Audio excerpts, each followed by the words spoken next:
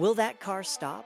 Can I make it? Receiving a job offer brings mixed emotions: staying, leaving, succeeding, failing. You visualize different outcomes. A study shows predicting random events isn't far fetched. Some call it intuition, others call it subconscious pattern recognition. Some whisper the word precognition. It's not magic, it's accessing hidden data, similar to a quantum computer, running thousands of simulations, rendering outcomes in real time. What if some simulations aren't hypothetical? What if transmissions are echoes from the future? If time is a loop or a landscape, can consciousness walk it?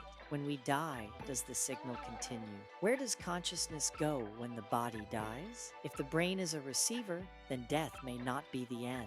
Death might be reconnection with everything else. Take near death experiences, NDEs. People flatline and still report experiences. They describe scenes accurately. Sometimes they see things outside the hospital. Is it coincidence, hallucination, or proof? Same goes for out of body experiences, OBE.